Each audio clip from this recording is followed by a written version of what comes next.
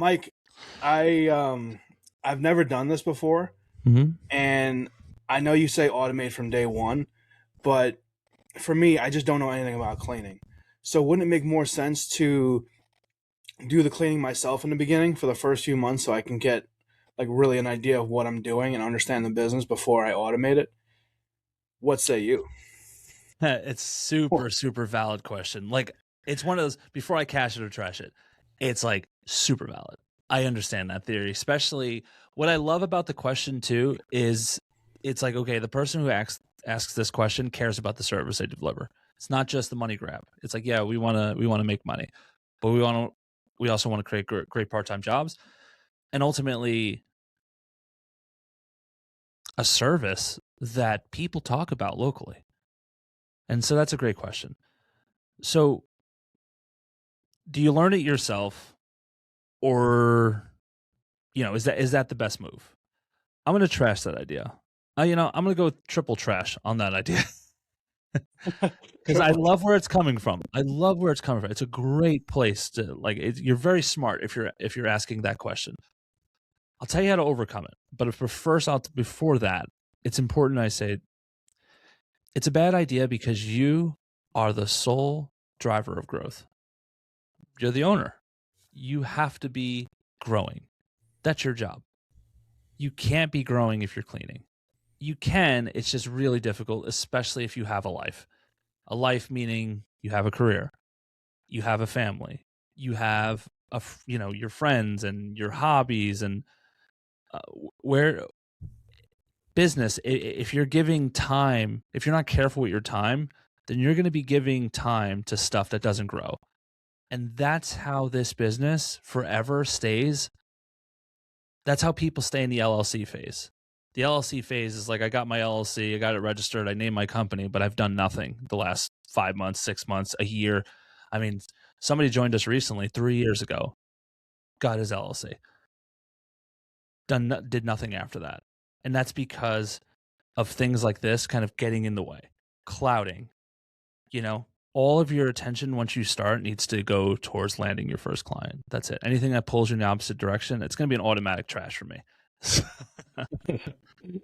Yeah, I could totally understand the perspective there. I guess for me, um, I would think of it as like if I don't know anything about the cleaning side of it, is that something that's going to come up like on a walkthrough or as I'm dealing with clients? Like, is there anything I should do to kind of at least have some base level knowledge, or do you think just hire people with cleaning experience and then you're just kind of running the business side of things? Yeah, as the kids would say, that part. but yeah, I mean, yeah, you just said it. It's your first couple of cleaners, hire experienced. That would be the way. And I want you to actually, I want to zoom out a little bit. This is true not just in cleaning. This is true if you're an entrepreneur who you make an investment into a pizzeria. It doesn't mean you're the one making the pizza. I mean, you could if that's your passion, but if your idea is like I want to open up multiple restaurants, well, that doesn't mean you have to do the cooking. It doesn't mean you have to wait the tables. It doesn't mean you have to, you know, um, be the host or the hostess. It just doesn't mean that. Cleaning is no different. Your job, no matter the business, in my view, is setting the goal, setting the tempo, bringing the right people in who believe in the mission, and then you guys head down, headed towards the mission. I mean, that's the goal. You can't do that if you're cleaning, or you can't do it nearly as effective. And trust me, I know because I feel like I was the cleaning king with my wife and I running like 12-hour, 13-hour shifts because for cleaning company number 2, because we just needed the money. We just thought like, oh, this is so smart. And by the way, one last thing I'll say on that. It hurt us not only in slowing our growth, but it hurt us because the owners of the company, if you're doing the cleaning, one, they look at you as a small company. They look at you as tiny. And two, they don't want you to leave. Once they're used to you doing all the cleaning, the idea of you bringing in somebody else, it makes them uncomfortable. We had to have a lot of tough conversations, which it shouldn't have been. but they just had a comfort level to us being in their space cleaning. And then once that was no longer the truth, it kind of screwed us there. So don't do it, my friends.